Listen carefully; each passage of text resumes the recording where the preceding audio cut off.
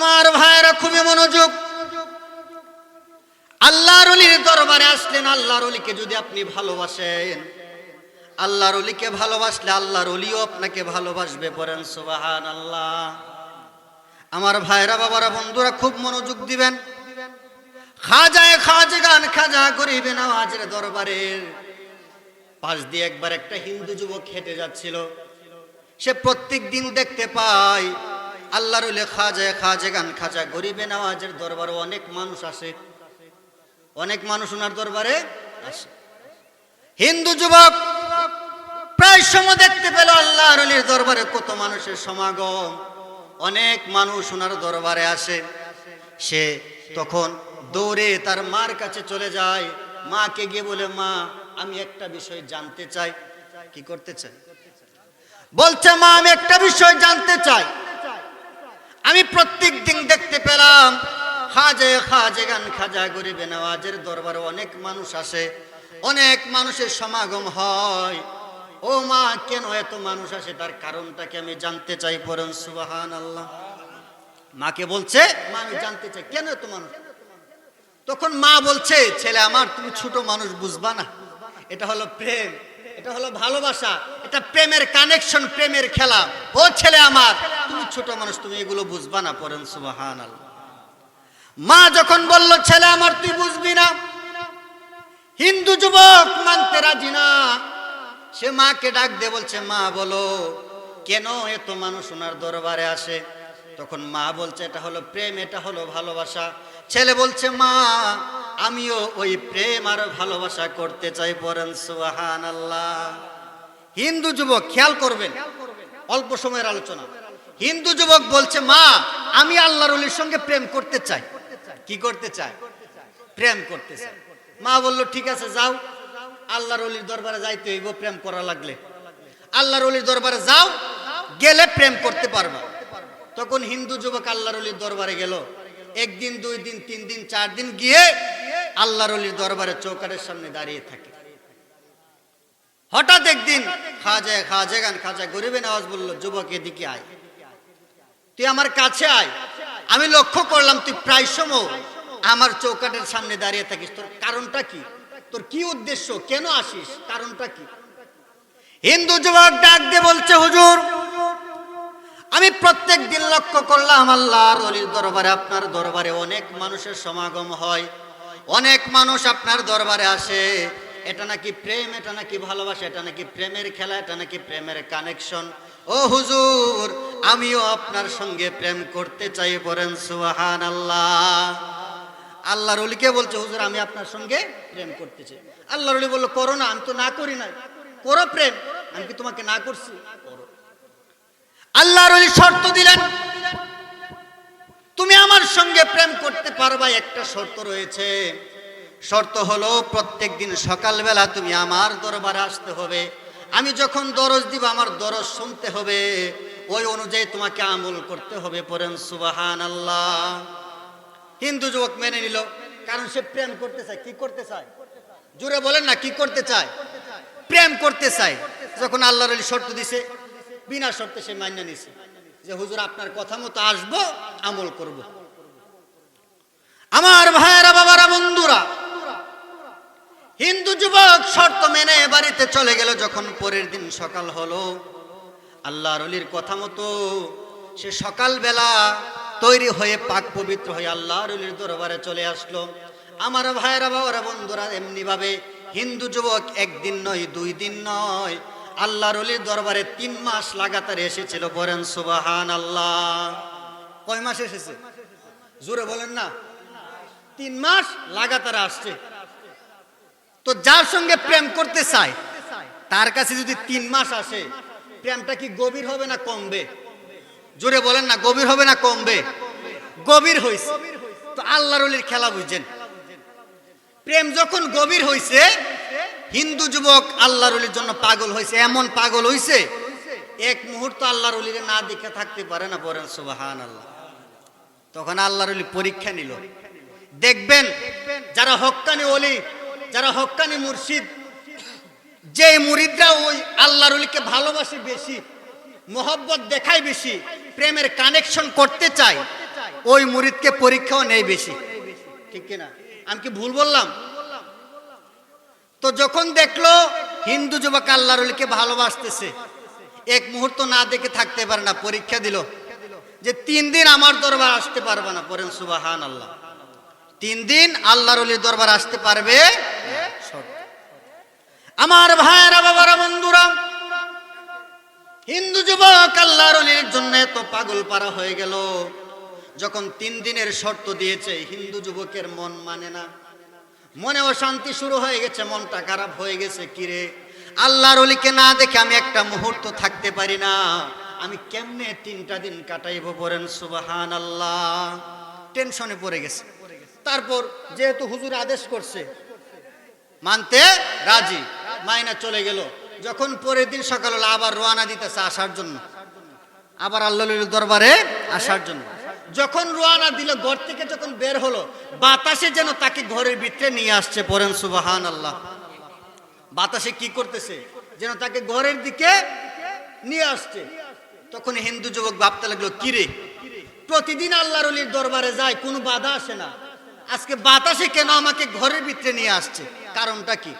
তখন তার মনে হয়ে গেল, আরে আল্লাহর ওলি তো আমাকে না করছে যাওয়ার জন্য, এই জন্যই বাতাস আমাকে ভিতরের দিকে নিয়ে আসছে। আমার ভাইয়েরা, বাবারা, বন্ধুরা, খুবই মনোযোগ দিবেন। আল্লাহর ওলির জন্য কত পাগল পারা হয়ে গিয়েছে, দিওয়ানা হয়ে গিয়েছে। আল্লাহর ওলির দরবারে যাইতে পারে নাই বিদায় সারা দিন ভর কান্না করতে লাগলো। মা এসে খাবার দিয়ে যায়, ছেলে খাবার খায় না, ছেলে কোনো ঘুমায় না, শুধু কান্না করতে থাকে। পড়েন সুবহানাল্লাহ। মা জিজ্ঞেস করে, ছেলে আমার কেন কান্না করিস, কেন খাবার খাবি না, কারণটা কি?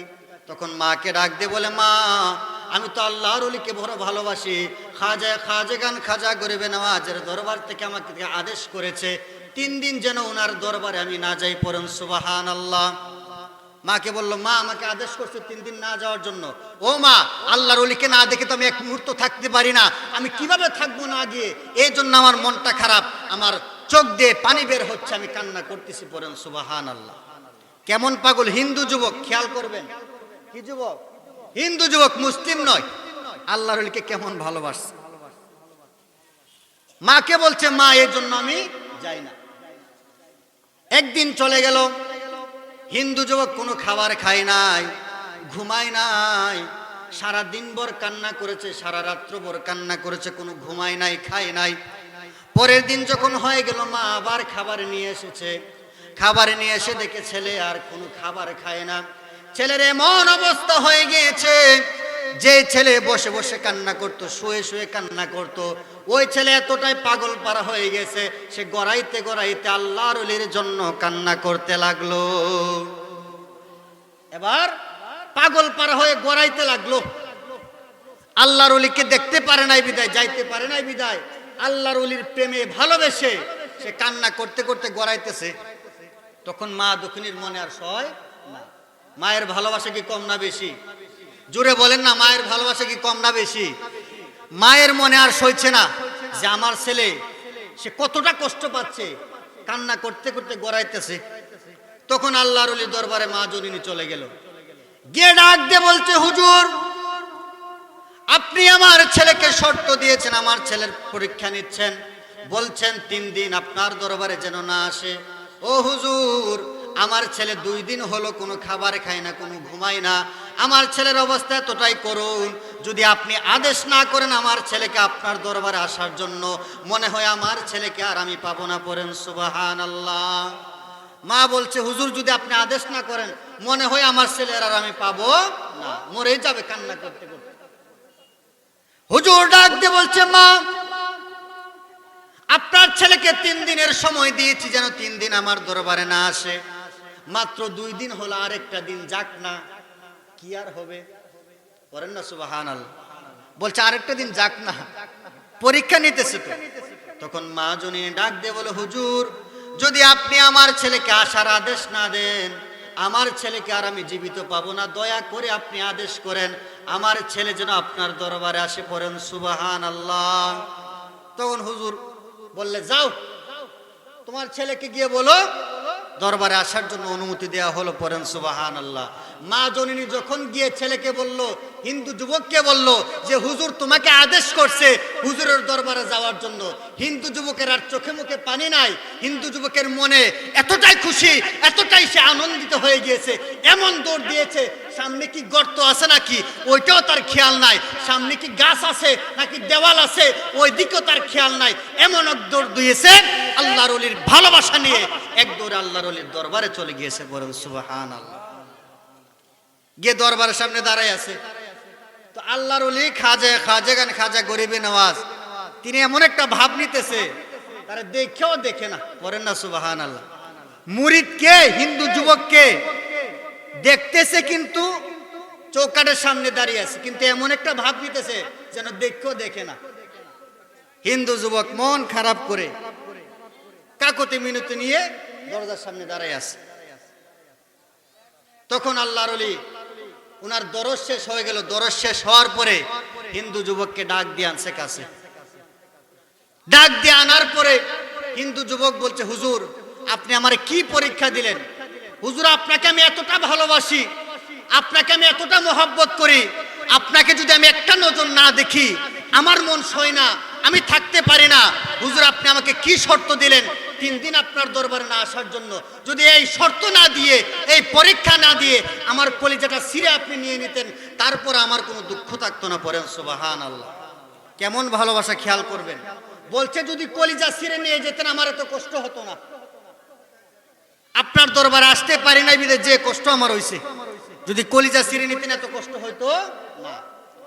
তখন আল্লাহর ওলির কাছে সে বলতেছে, হুজুর আপনার দরবারে আসতে পারি না বিদে কোনো খানা পিনা খাই নাই, ঘুমাই নাই, আপনার প্রতি ভালোবাসা রেখে। তখন আল্লাহর ওলি বলছে, শুনো, খাজা গরিবে নওয়াজ বলছে, তুমি যেমন আমাকে ভালোবেসে 2 দিন পরে ঘুমাও নাই, খাও নাই, তেমনি ভাবে আমিও তোমাকে ভালোবেসে 2 দিন পর আমি কোনো খানা পিনা খাই নাই, পড়েন সুবহানাল্লাহ।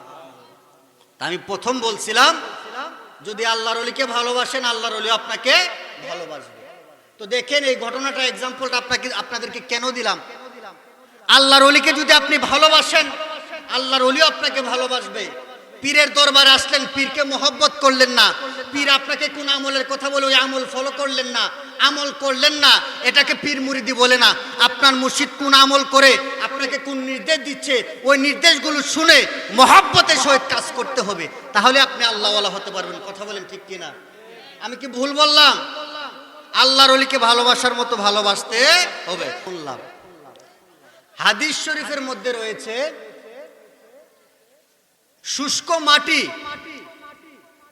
শুষ্ক মাটিকে যেমন আল্লাহ রহমতের বৃষ্টি যখন ওই শুষ্ক মাটির মধ্যে পড়ে যেমন সুশলা শ্যামলা তরতাজা হয়ে যায়, তেমনি ভাবে আপনি যখন আল্লাহর ওলিদের দরবারে আসবেন, হক্কানি আলেমের বক্তব্য শুনবেন, আল্লাহর ওলির বয়ান শুনবেন, আলোচনা শুনবেন, আপনার এই মরা কলব জিন্দা হয়ে যাবে, পড়েন সুবহানাল্লাহ। তাহলে কলবকে যদি জিন্দা করতে চান তাহলে আল্লাহর ওলির দরবারে আসতে হবে। এখানে শেষ নয়, আমি আপনাদেরকে একটা এক্সাম্পল দিয়ে বোঝাচ্ছি। আমাদের দেশে সামরিক বাহিনী আছে না নাই? র্যাপিড অ্যাকশন ব্যাটালিয়ন, র্যাব, ডিবির ভাইরা, আর্মির ভাইরা, পুলিশের ভাইরা, তো তাদের কাজটা কি?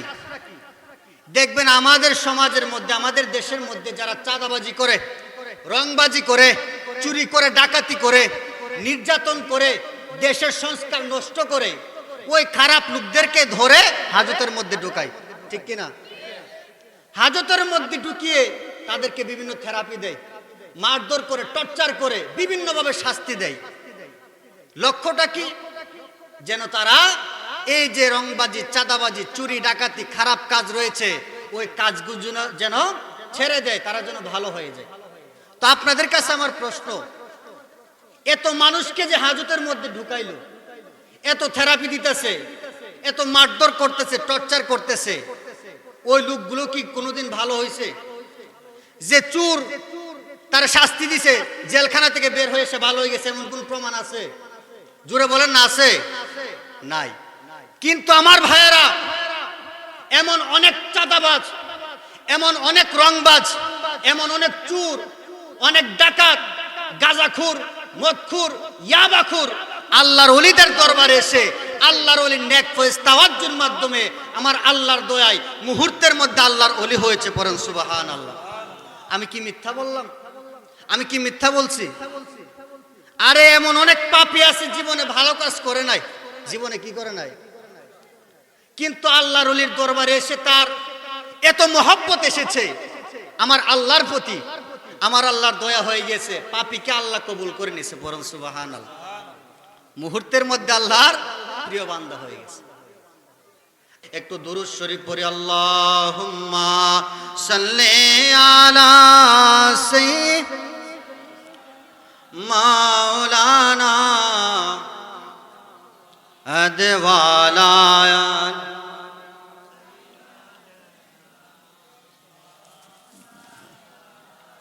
মুহাম্মাদ, আল্লাহুম্মা সাল্লি আলা সাইয়্যিদিনা মুহাম্মাদ ওয়ালা আলি সাইয়্যিদিনা মাওলানা।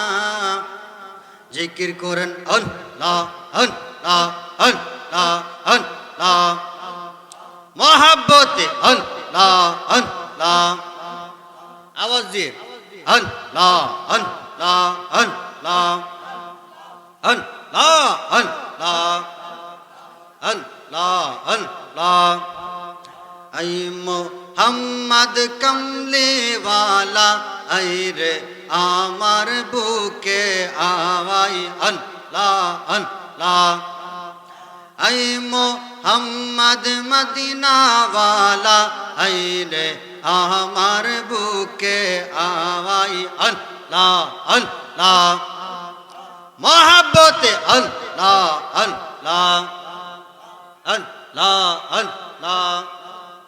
কান্দে রে তোর এই গোলামে, কান্দে রে তোর এই গোলামে, শান্তি দাও মোর কলি যাওয়াই। আই মোহাম্মদ কমলি ওয়ালা, আই রে আমার বুকে আওয়াই আল্লাহ আল্লাহ আল্লাহ আল্লাহ আল্লাহ। আল্লাহ লা ইলাহা ইল্লাল্লাহু মুহাম্মাদুর রাসূলুল্লাহ সাল্লাল্লাহু আলাইহি সাল্লাম। সকলে পড়ুন আলহামদুলিল্লাহ।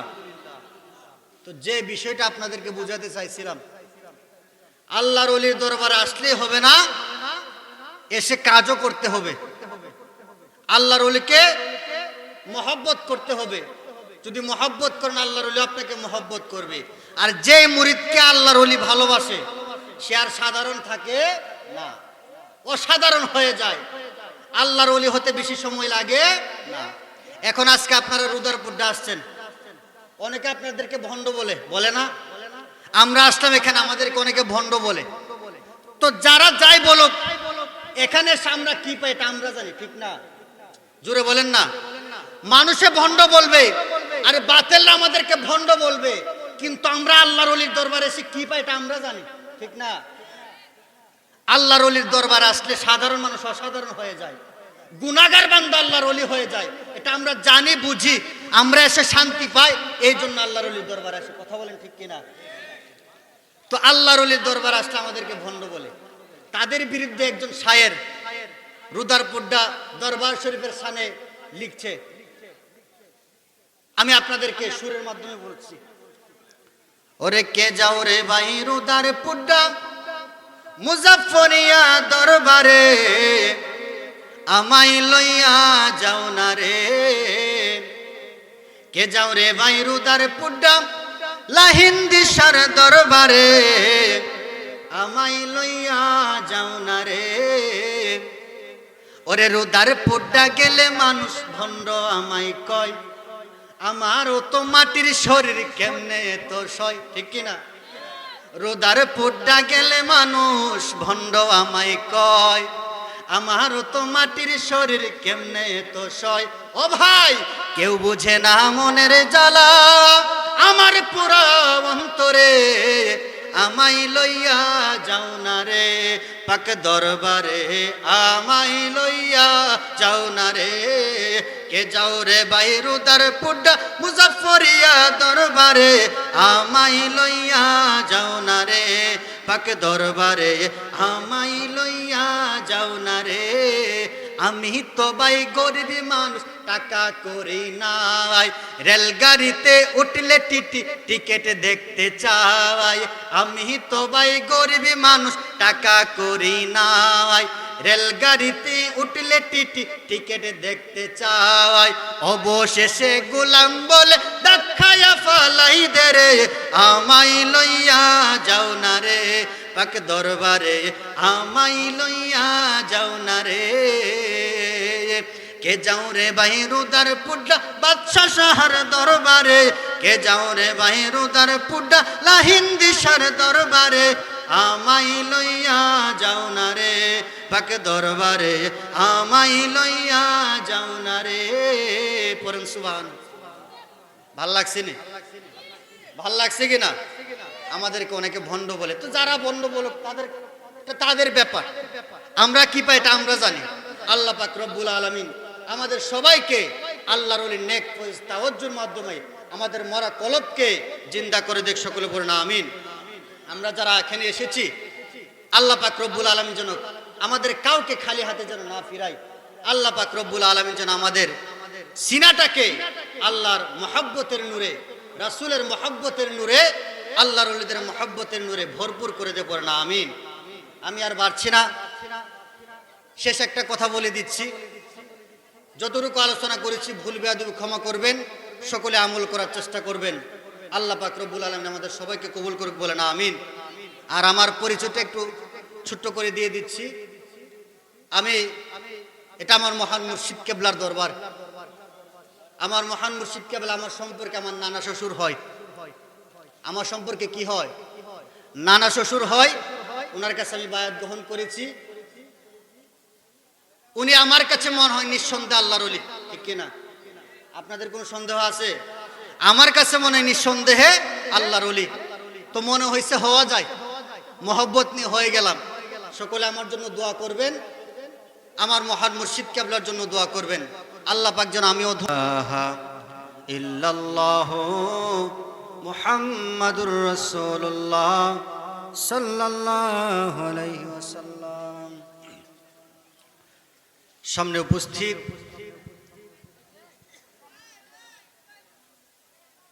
আশিকান জাকেরান, মুরব্বী বাবাজিরা, যুবক ভাইয়েরা, পর্দার আড়ালের মা বোনেরা, সকলকে আমি আমার অন্তরস্থল থেকে সালাম পেশ করছি। আপনারা সবাই গ্রহণ করুন।